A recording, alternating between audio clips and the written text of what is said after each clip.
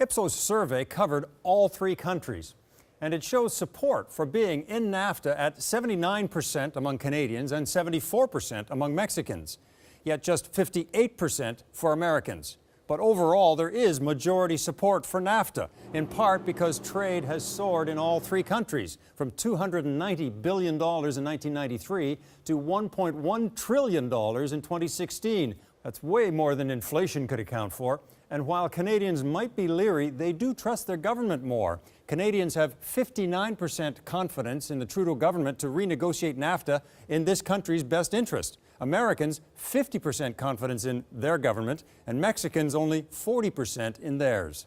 Mexico is on the boundary of merging tectonic plates. More than 1,700 quakes in the last year. Most are minor, but this was a big one, 7.1.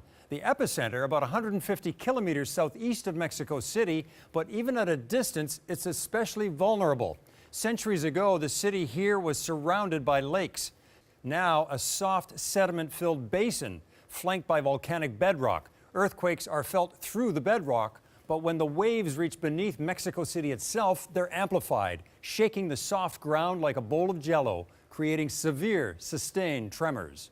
Here's the evidence. There is a ban on coal exports from North Korea. Yet recently a freighter left China. Partway across the Yellow Sea, its transponder was shut off, say U.S. officials, so it couldn't be tracked. It was next seen by satellite at a port in North Korea, loading coal. Officials say the ship returned to where it had shut off the transponder, turned it back on, and then sailed on. So its path looked like it went directly from China around South Korea to Russia. But it had in fact detoured to North Korea. Why? There are ample accounts from refugees why they fled to Bangladesh, a stark contrast from the pro-military sentiment in Myanmar.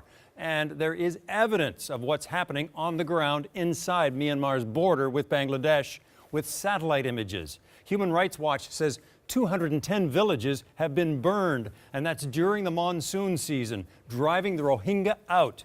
The satellite view of Yai Twin Kin village before and the aftermath. Almost nothing but ashes.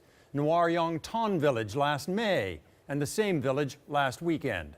And Myarzin village before and utterly destroyed now. The aim, says Human Rights Watch, not just to drive the Rohingya out, but to prevent them from going home again.